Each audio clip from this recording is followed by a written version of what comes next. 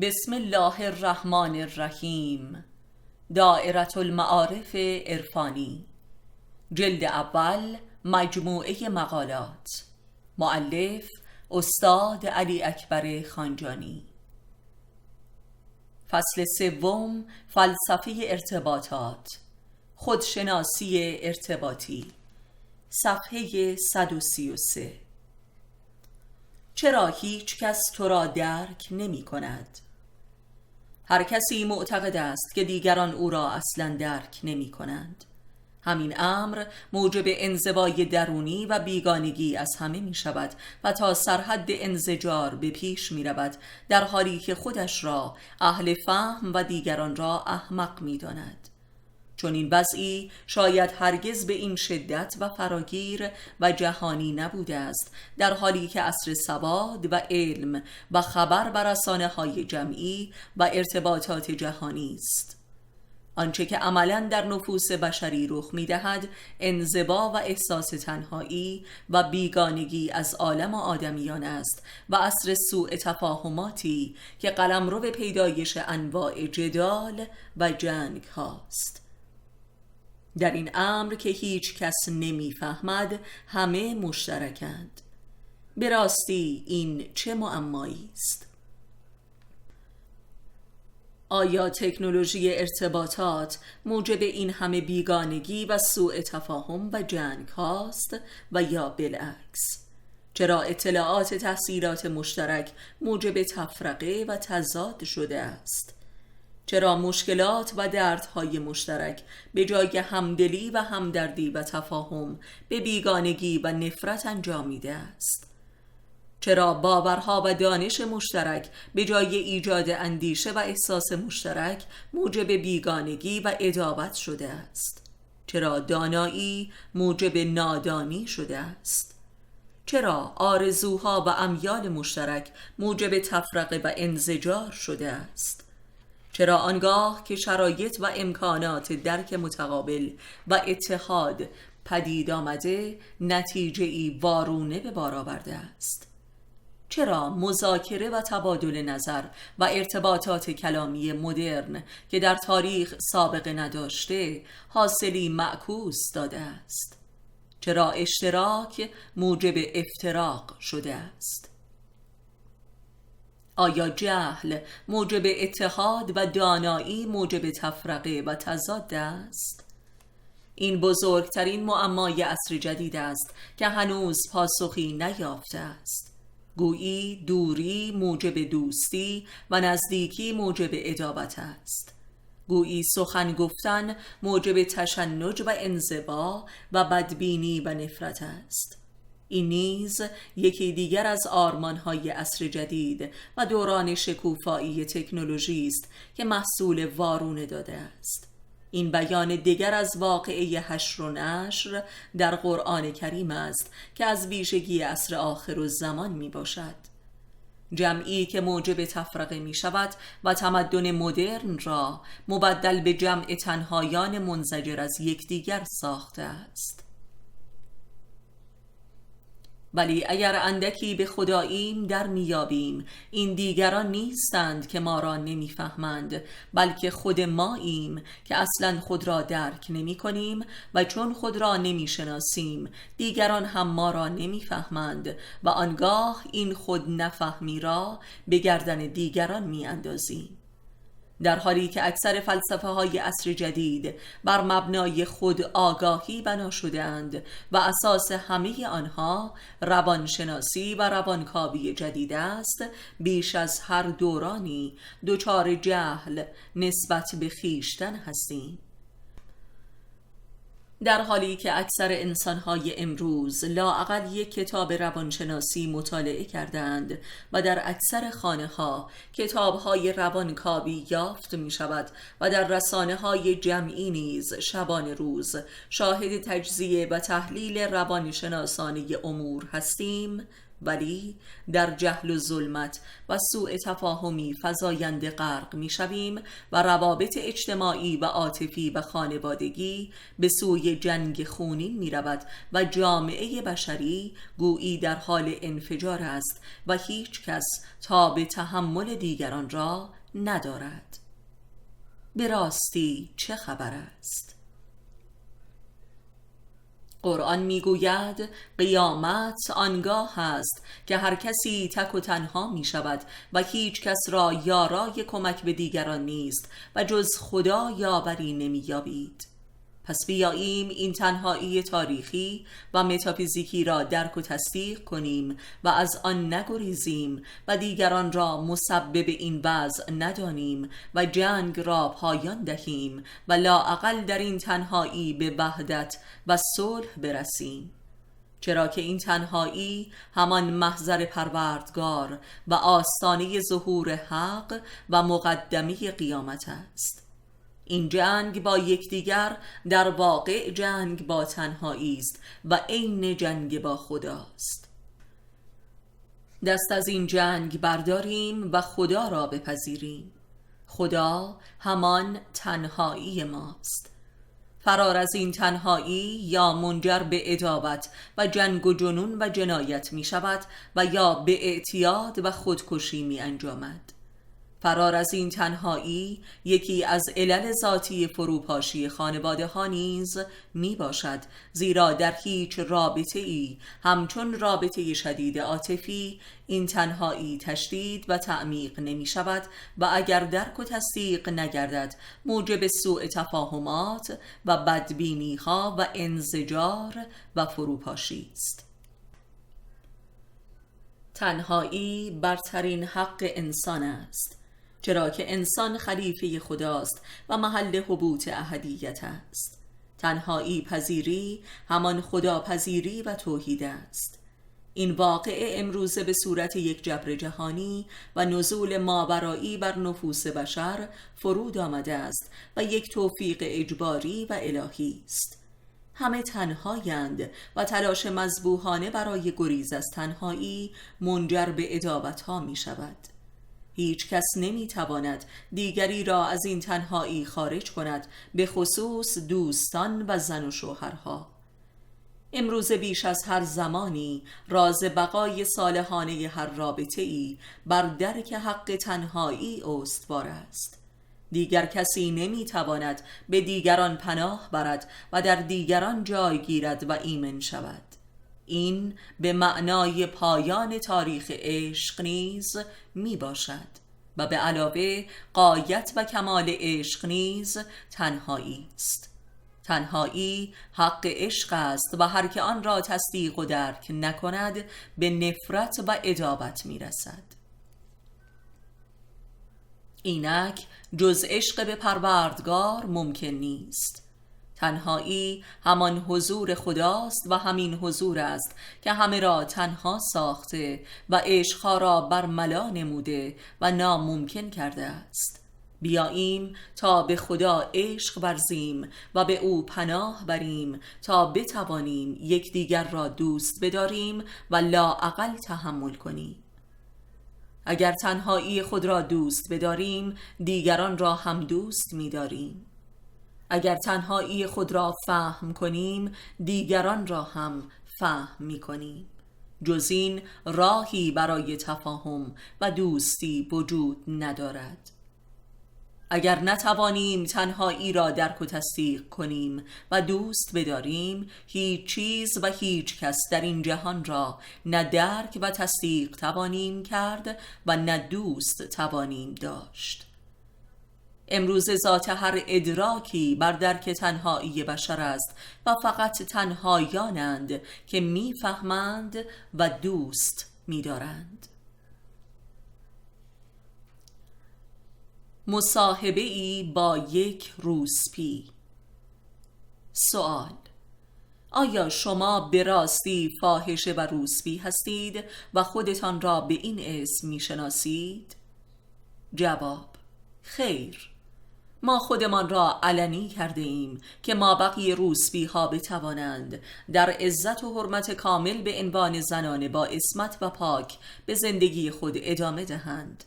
ما پیشمرگ جامعه هستیم. ما زبالدان فساد زناشویی شده ایم.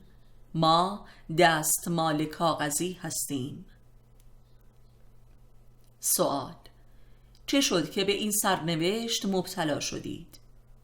جواب: راستش به همسرم خیلی ناز و عشق و منت فروختم و خیلی نرخم را بالا بردم و تمکین نکردم تا به تدریج از من متنفر شد و من هم به مردان دیگر میل پیدا کردم و چشم که باز کردم خودم را این کار یافتم، زیرا همه مشتریانم منت مرا میکشند و نرخم را به خوبی میپردازند و از من ممنون هستند.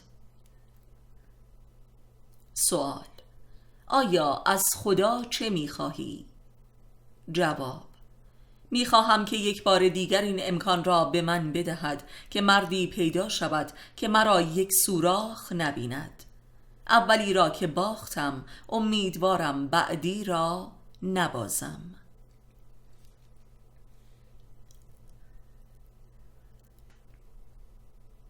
اخطار: ویروس واقعی کامپیوتر کاربران را نابود می کند. آنچه که معروف به ویروس رایانه‌ای است یک نام کاملا مجازی و نامربوط و غیر علمی است. یک نام به اصطلاح استعاره‌ای و شاعرانه می باشد. این ویروس عملاً جنگ آدم‌ها به واسطه کامپیوتر است. جنگ اطلاعات است. در اینجا کامپیوتر یک سلاح است. این ویروس در واقع خود آدم ها هستند و همه کسانی که با رایانه زیاد سر و کار دارند دیر یا زود تبدیل به یک ویروس جدید می شوند.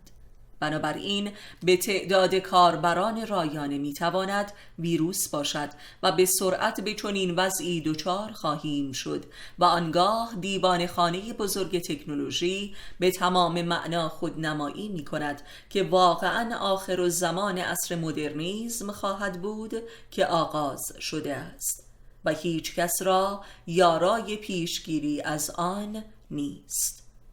این نبرد تکنولوژی با صاحبش می باشد، مخلوقی که به جان خالقش افتاده است.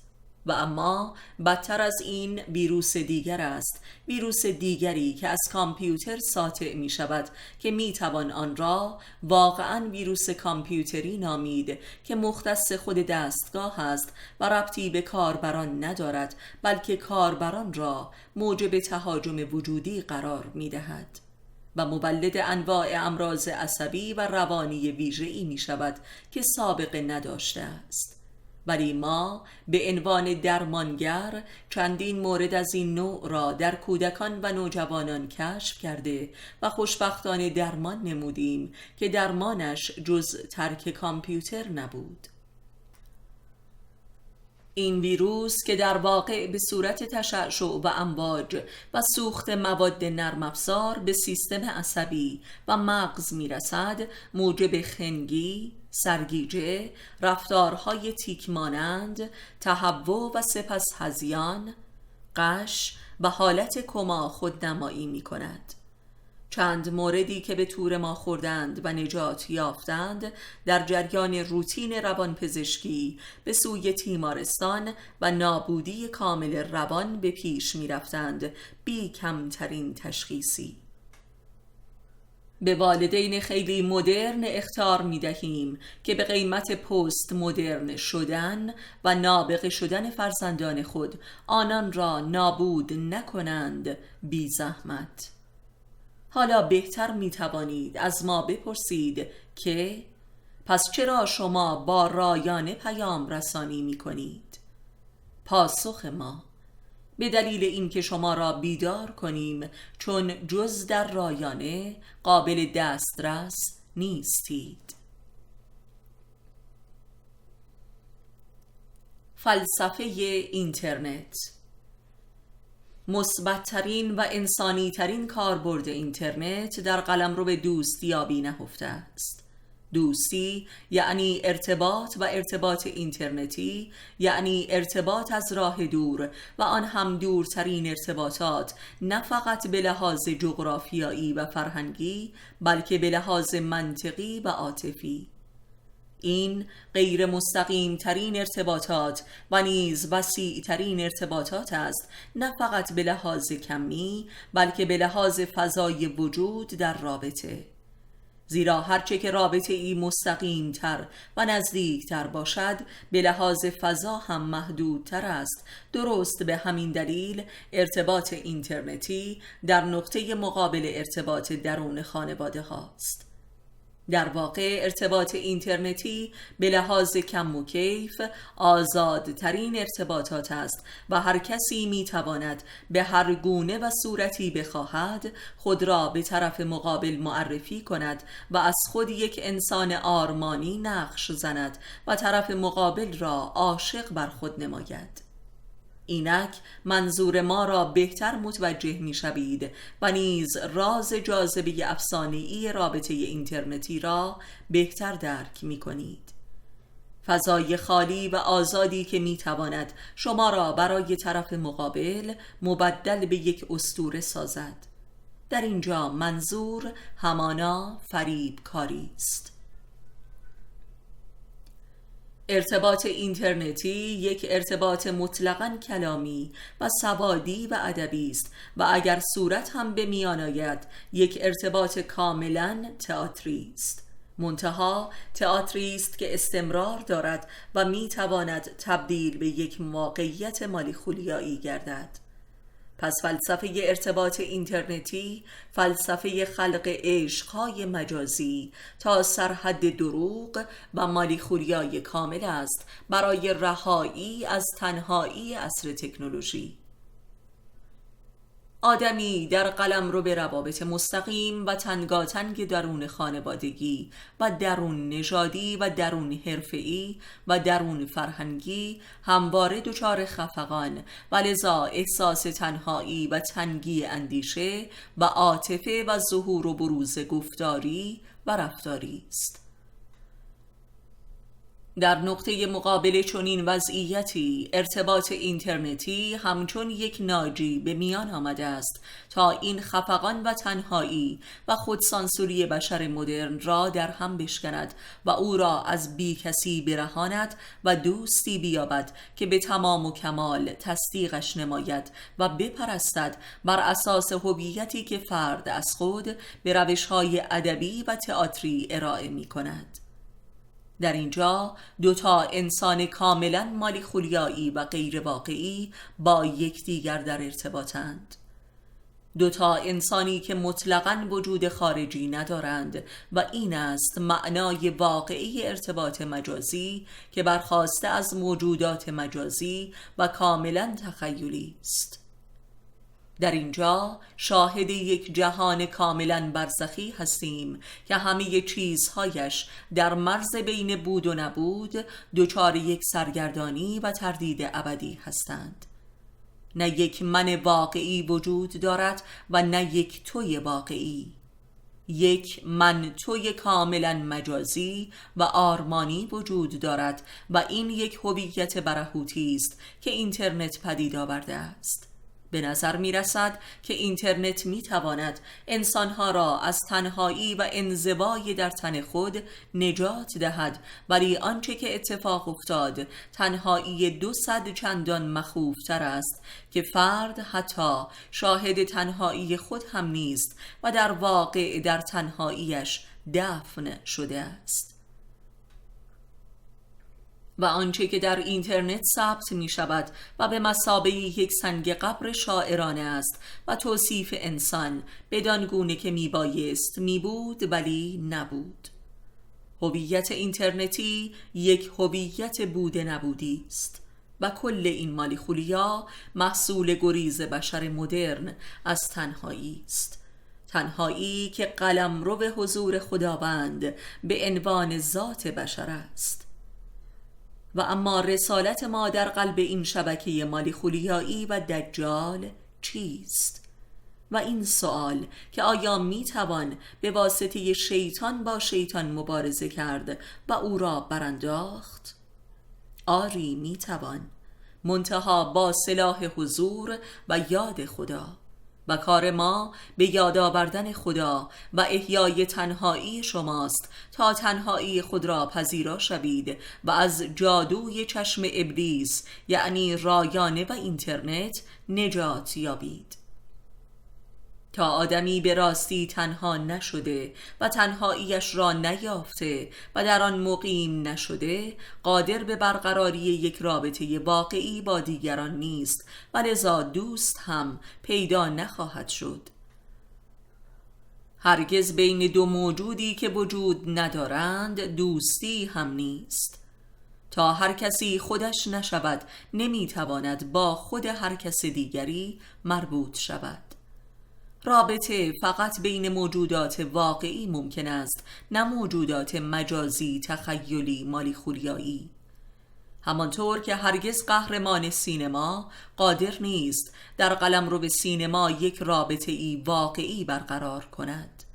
اینترنت قلمرو پیدایش و ظهور کاملترین و جامعترین دروغ و فریب در تاریخ بشر است و مولد دروغ ترین روابط. آیا سینمای حقیقت ممکن است؟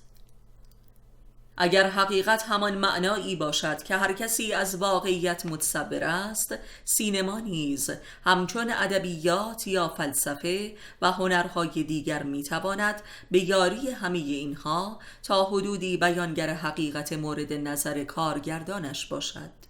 زیرا در جهان سینما حقیقت همان حقیقت کارگردان است.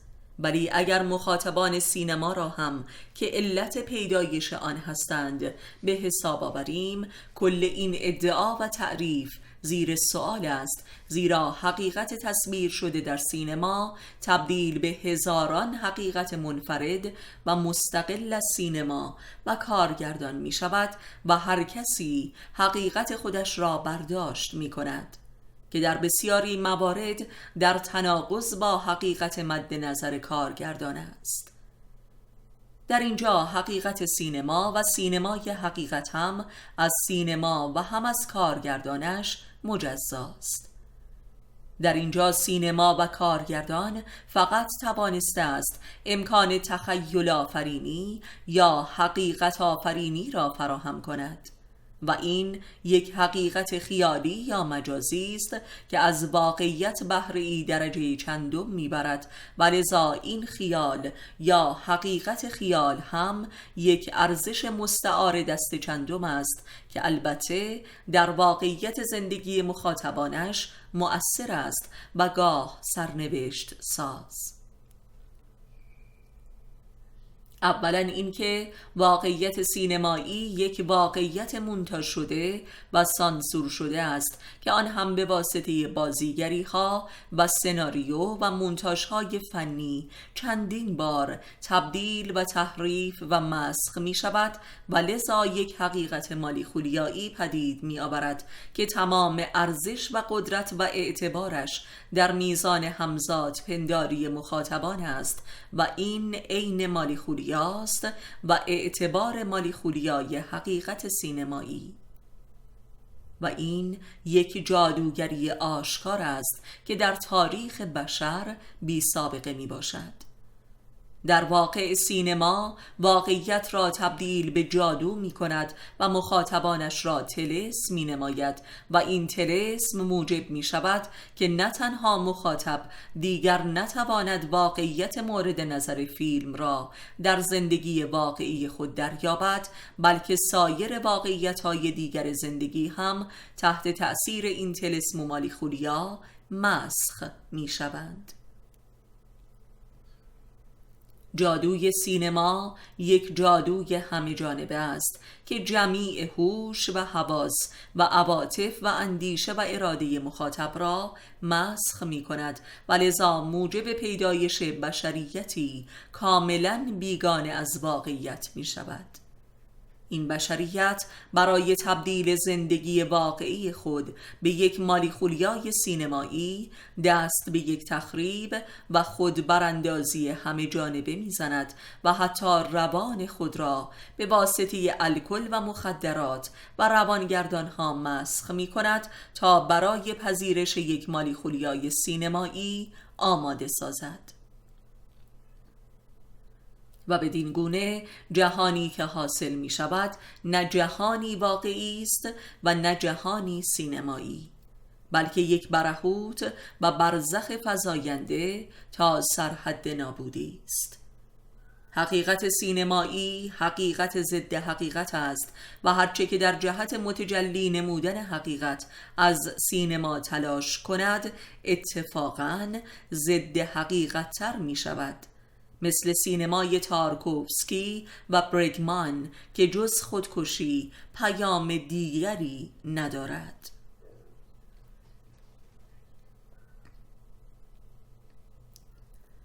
معمای رابطه برقرار کردن. یک فرد بشری به میزانی که بین حیات فردی و اجتماعیش تفاوت است در برقراری رابطه با دیگران مشکل دارد، یعنی به میزانی که پنهان و آشکار زندگیش متضاد است قدرت برقراری روابطی عمیق و پایدار با دیگران را ندارد. به بیانی دیگر، آدمی به میزانی که آداب و رفتار روزمرگیش در تنهایی و یا با خانواده‌اش تفاوت زیادی از کردارش در حضور دیگران ندارد، میتواند روابطی عمیق تر داشته باشد و از تنهایی و حقارت زندگی فردی خود خارج شده و توسعه روانی داشته باشد و رشد جز این نیست.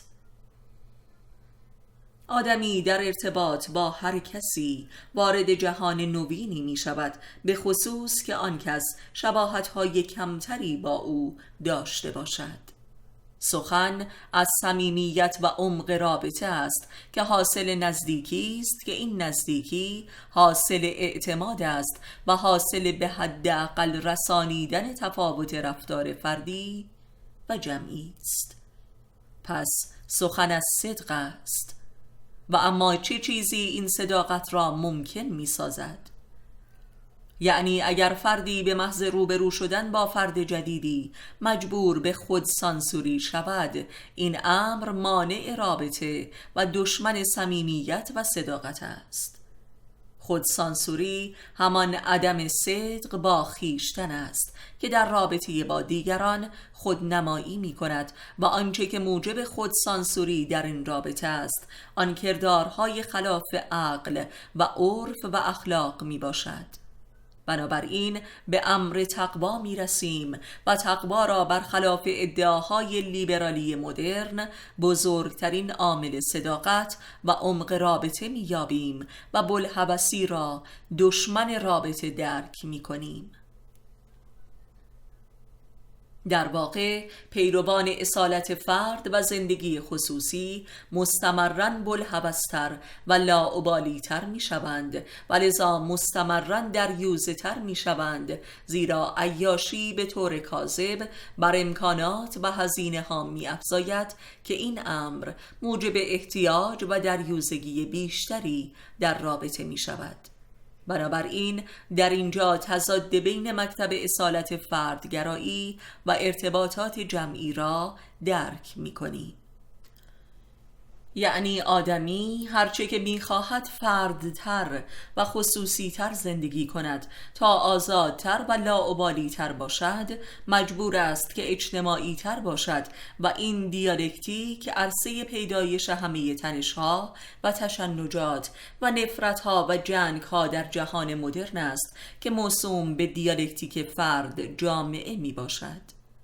در اینجا دیگران دشمن درجه یک من می شوند و بالعکس.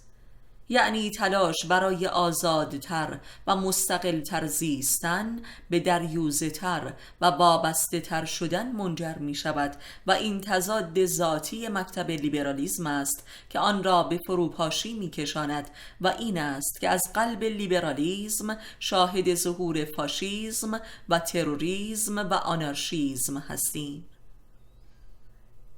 انسان هرچه که می‌خواهد در زندگی خصوصیش بی قید و بند تر باشد، در حیات اجتماعیش ریاکارتر و متشنجتر می شود و این همان دشمن رابطه عمیق و پایدار و رشد دهنده است.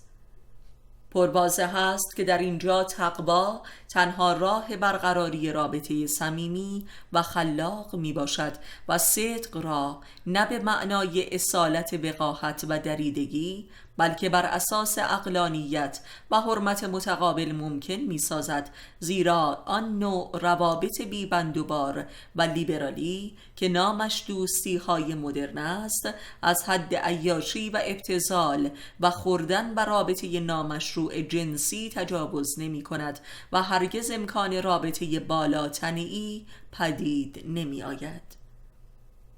به بیان دیگر، زندگی های جانوری و غریزی بزرگترین مانع روابط عمیق اجتماعی است که روح فرد را در بدنش مدفون می سازد و تن او را باطلاق روانش می نماید.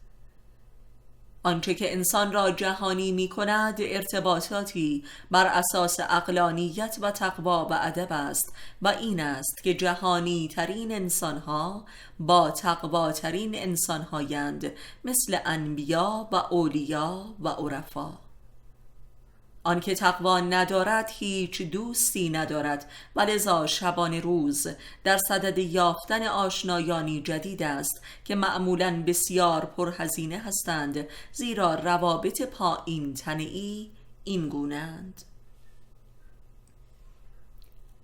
فلسفه همفکری. عموماً پنداشته می شود که همفکری به معنای جمع جبری و روی هم گذاشتن افکار دو یا چند نفر است به قصد به اتحاد رسانیدن این افکار و رسیدن به یک فکر مشترک جهت همکاری مشترک. ما اینک هم فکری دیگری را معرفی می کنیم بدین معنا که دو نفر با هم بنشینند و به نیت رسیدن به معنا و حقیقتی دیگر و برتر که نمی دانند که چیست با هم گفتگو کنند. البته که معلومات و تجربیات هر یک به میان می آید، ولی نه به قصد رسیدن به فصل مشترک و باورهای مشترک جهت کاری مشترک و سودی مشترک، بلکه به قصد رسیدن به معنایی برتر در ورای معلومات و تجربیات طرفین گفتگو. این به معنای با هم اندیشیدن است که ماهیتاً از تأملات تنهایی متفاوت است. این معنایی حقیقی همفکری می باشد که به لحاظ تاریخی به سقراط حکیم نسبت داده شده است و لذا دیالوگ را اصولاً سقراطی می نامند. متاسفانه بشر با این که در زمینه همکاری تاریخی بس طولانی دارد، ولی همفکری امری بس نادر است و آنچه هم که مشهور به همفکری و گفتگو و یا مذاکره و مشورت می باشد، حد اکثر چیزی جز التقاط و اختلاط و یا معدلی از مجموعه آرای مشترک نیست، زیرا نیت گفتگو به کلی چیزی دیگر است. این واقعی بسیار نادر است که دو نفر به قصد فهم ذاتی یک مشکل و یا دستیابی به حقیقتی نو با یکدیگر به گفتگو بپردازند. دیالوگ سقراطی یک بار دیگر در عرفان اسلامی و در مکتب اصحاب صفه احیا گردید و در رابطه بین مراد و مرید تبدیل به یک مکتب و سنت شد که متاسفانه امروزه به نسیان رفته است. در قرآن و احادیث اسلامی نیز بر این امر تأکید فراوان شده است که آنگاه که 2 یا 3 نفر با هم راز دلگویند، سومی خداست. این امر بیان دیگر از حقیقت مورد بحث ماست. حضور پروردگار به عنوان رب در میان این گفتگوهای همدلانه در واقع منشأ پیدایش حکمت است. پس واضح است که همفکری به معنای مذکور محصول اعتماد و همدلی و صداقت است و نه یک عمل نمایشی و مصلحتی. ادموند هوسرل از فلاسفه پیرو مکتب سقراط در قرن 20 یک بار دیگر تلاش نمود تا همان سنت را احیا نماید و بدین طریق حکمت جاوید را وارد جهان فلسفه کند و بدین منظور مدرسه‌ای مشابه آکادمی افلاطون پدید آورد که شاگردانش بتوانند دو به دو با یکدیگر دیالوگ کنند. ولی این تقلید به جایی نرسید و این مدرسه به بنبست رسیده و ناکام گردید، زیرا اساس این نوع اندیشیدن معنای اتحاد دو فکر بر روی یک مسئله مستلزم ایمان و اعتماد و دوستی و همدلی است که یک مسئله کاملا دینی می باشد و نه فلسفی. اگر هر فکر بکری حاصل خودکاوی و استغراق در خویشتن است، دو دوست همدل بهتر میتوانند یکدیگر را بکاوند و به یکدیگر امکان کاویده شدن را بدهند، زیرا چه بسا اسراری که آدمی خود نسبت به آن در درون خودش کور است. در این رابطه هر یک به مثابه آیینه دیگری می باشد و هر کسی امیال و احساسات و اسرار ضمیر ناخودآگاه طرف مقابل را استخراج می کند و فقط دو مؤمن می توانند چون این رابطه ای داشته باشند. مکاشفات حاصل از این همفکری دارای ماهیتی برتر از تفکرات خصوصی است که یکی از مشهورترین این مکاشفات در تاریخ مکتوب ما از رابطه مولوی و شمس تبریزی پدید آمده که اقیانوس بیکرانی از معرفت را برای جهانیان آشکار ساخته است. همه معارف و حکمت‌های ماندگار در تاریخ حاصل چنین گفتگوهای مؤمنانه بوده است، مثل دیالوگ‌های حضرت مسیح با حواریون و یا مصاحبت پیامبر با اصحابش و یا دیالوگ سقراط با شاگردانش و یا گفتگوی عارفان هندو با یکدیگر که کل اپانیشادها را به عنوان یکی از ماندگارترین معرفت بشری پدید آورده است. زن و سودای زندگی تنهایی. تنها زیستی جز مردان حق را نشاید و آن هم خود به انتخاب خود تنهایی و انزوا نمی‌گزینند. زیستن به تنهایی برای عامه مردمان مخاطره آمیز و مفسدانه و مهلک است و این امر برای زنان 200 چندان خطرناکتر است. امروزه در شهرهای بزرگ صنعتی جهان شاهد گروه کثیری از زنان هستیم که تک و تنها در آپارتمان‌های حقیر و کثیف زندگی می‌کنند و به ظاهر دارای حداقل استقلال معیشتی نیز میباشند. ولی تحقیق و گزارشات آرمانی نشان می‌دهد که اکثر قریب به اتفاق این زنان تنها به انواع بیماری‌های روانی بغایت پیچیده و لاعلاج مبتلایند و بخش عمده آنان به انواع مواد مخدر گرایش یافته و بسیاری از آنان به شیوه‌های مختلف به فساد اخلاقی و روسپیگری مبتلا شدند. اکثریت این زنان پس از چند تجربه ازدواج و طلاق نهایتاً مجبور به انتخاب این زندگی زجرآور و پست شده اند و خودکشی در میان آنان به وفور گزارش می شود. این زنان قربانیان سودای برابری زن و مرد و شعار استقلال اقتصادی شده اند.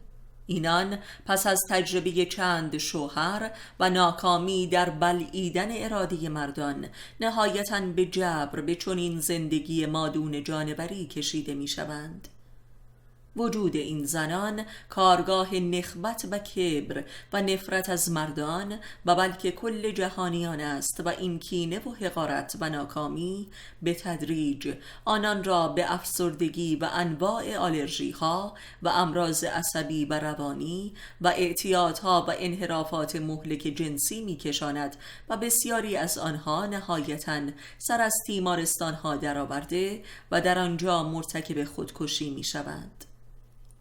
این وسوسه در جامعه ما نیز به شدت در حال توسعه است و امیدواریم رسانه ها پیشاپیش از عاقبت این طرز فکر به مردم اطلاع رسانی کنند. زندگی فردی و زندگی جمعی. 1 به اضافه 1 مساوی است با 3. 1 به اضافه 1 مساوی است با 5.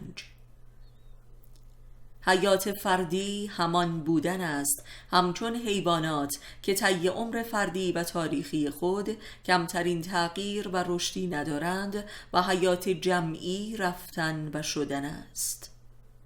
بودن امری است که خداوند به ما در خلقت ازل و غریزی ما بخشیده و ما برای آن هیچ کاری نمی کنیم. ولی رفتن و شدن یک حیات خاص انسانی در رابطه با دیگران است و این حیات مدنی و تکاملی و معنوی می باشد و مستلزم مکاشفه و جهاد است.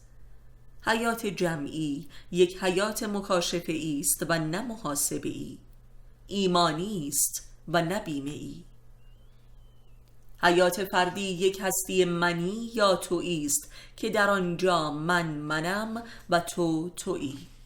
ولی حیات جمعی و معنوی و عرصه شدن یک حیات اویی است، یعنی راه سوم است.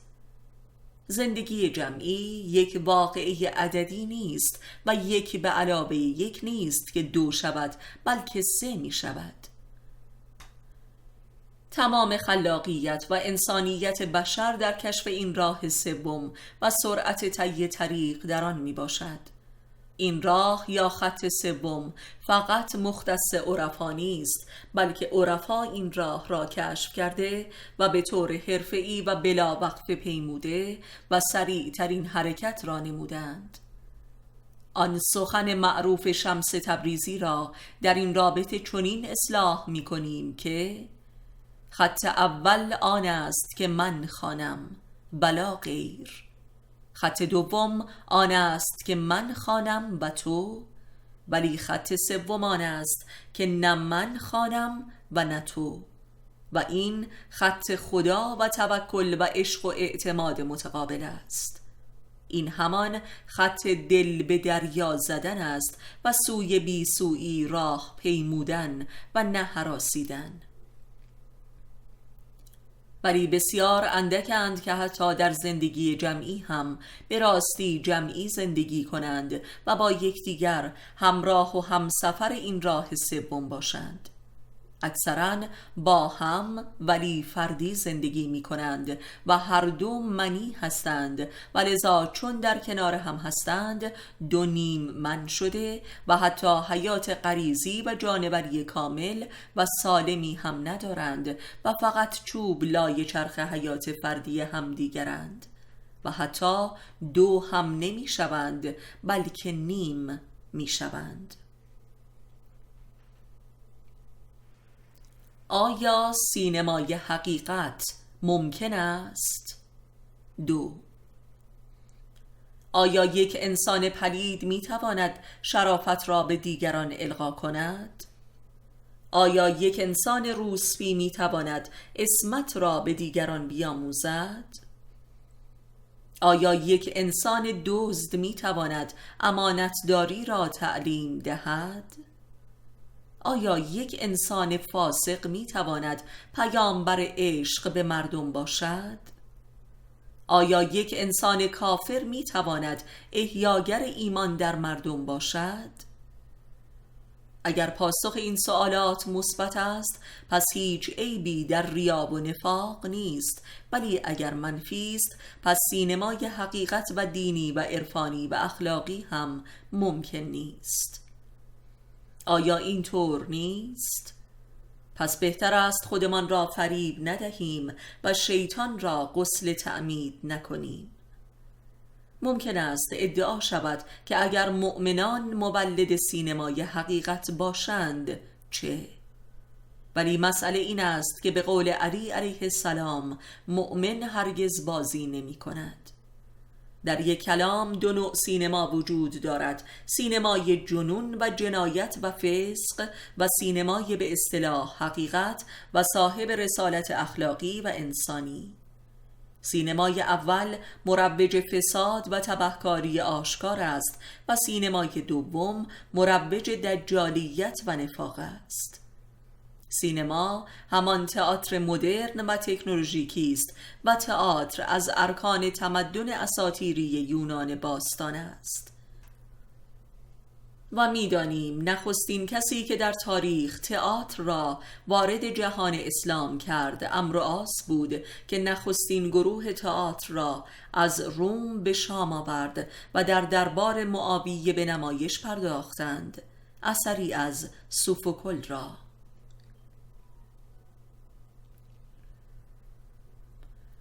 آیا زنا با غیر مسلمان جایز است؟ این سؤالی است پیش روی سیمای جمهوری اسلامی ایران. اگر فسق و زنا با غیر مسلمان حلال نیست، پس چرا فیلم های خارجی بدون حجاب نشان می دهید؟ ولی فیلم های ایرانی حتما باید حجاب دار باشد، الا اینکه زنی نقش یک غیر مسلمان را بازی کند که باز هم اجازه دارد که بی حجاب باشد.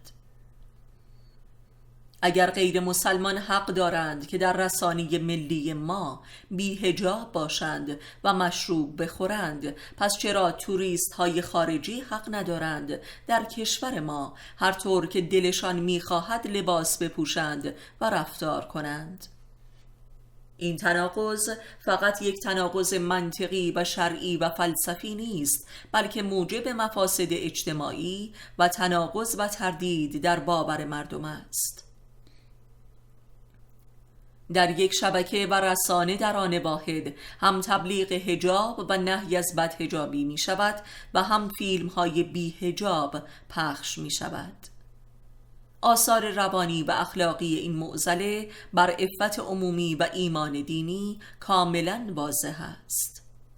آیا چه توجیهی برای این مسئله وجود دارد در حالی که بسیاری از علما و مراجع بارها و بارها در این باره اعتراض کردند؟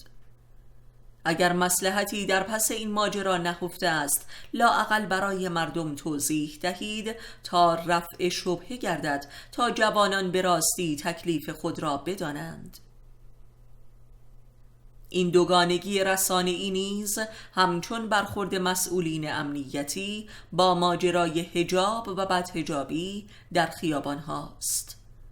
مدتی همه را آزاد می‌گذارند تا هرچه بخواهند بپوشند و سپس به ناگاه ستادهای نهی از منکر فعال می شوند و این عادت شکنی موجب تخریب و ضایعه روانی کلانی است و مردم را به ارکان اعتقادی نظام بدبین و منزجر می سازد. با روان و ایمان مردم بازی نکنید. نیاز و ادابت. علی علیه السلام می‌فرماید آنکه فقط از روی نیازش به سوی تو آید، چون نیازش برآورده شد دشمن تو می شود. واقعیت کامل ترین است که هر رابطه ای که فقط اساس نیاز باشد و حتی اگر آن نیاز معنوی و دینی و علمی هم باشد، خواه ناخواه به ادابت می انجامد، چه آن نیاز برآورده شود و چه نشود. اگر برآورده نشود به دلیل ناکامی موجب ادابت می شود و اگر برآورده شود از سر بخل و حسد و احساس حقارت موجب ادابت می گردد، به خصوص اگر منشأ ارضای نیاز انسانی مخلص و حق پرست باشد و بی مزد و منت آن نیاز را برآورد. خدمت خالصانه به مردم کاری خدای گونه است. به هر حال روابط بشری تماماً از روی انواع نیازهای مادی یا معنوی می باشد و بسیار کمیاب و کیمیاست آن رابطه‌ای که از روی عشق به حق و ارادت قلبی و روحانی باشد. ولی آن روابط نیازمندانه که مطلقاً دارای عطوفت و احساس قلبی نباشد، حتی اگر نیازی کاملاً معنوی و عرفانی هم باشد، نهایتاً به خصومت فرد نیازمند می انجامد، چه ارضا شود و چه نشود. و اتفاقاً اگر ارضا نشود ادابتی چندان عمیق و شدید پدید نمی آید.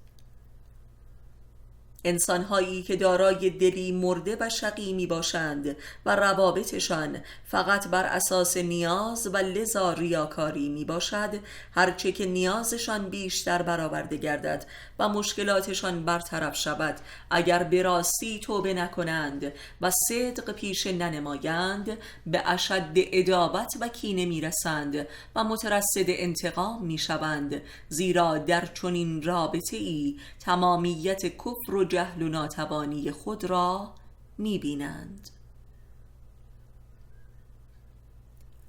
ماهیت رسانه‌ای سینما. سینما در یک کلمه همان صنعت و هنر بازی و بازیگری و بازیچگی و بازی دادن است. فلسفه سینما چیزی جز فلسفه بازی نیست. بازی که از تئاتر یونان باستان آغاز شد و در تکنولوژی جدید کامل گردید. واژه تئاتر در تعبیر هرمنوتیک به معنای خدا نمایی است، همانطور که لفظ تئو به معنای خداست. تئاتر به معنای نمایش خدایگونگی بشر است.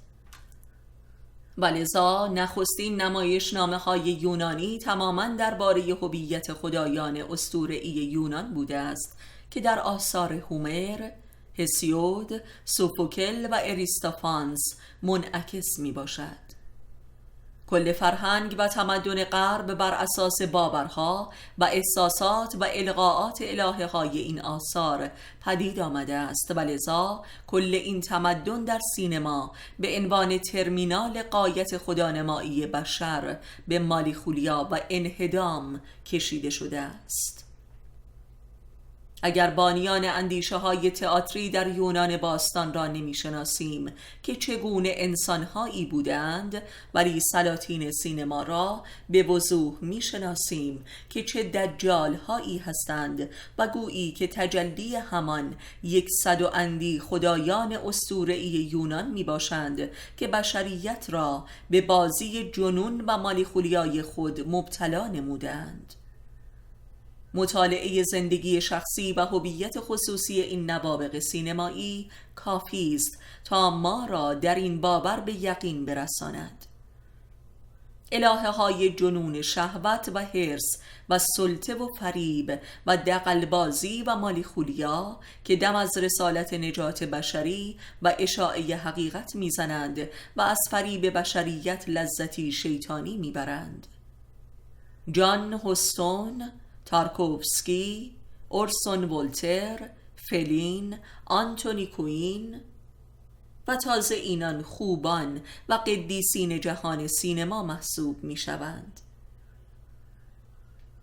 امروز جهان مافیایی سینما به مثابه کارخانه فراماسونی تولید فرهنگ و باور و اسطوره و رهبر و آرمان و مدینه های فاضله است و کل تاریخ را هر گونه که ابرقدرت ها بخواهند تغییر صورت می دهند و کل واقعیت های جاری جهان نیز هر گونه که سلاطین صنعت و بانکداری جهان و شرکت های چند ملیتی اراده کنند در مقابل چشم جهانیان تصویر می شود و شبانه روز در خانه ها اراده آفرینی و تولید احساس و اندیشه می کنند.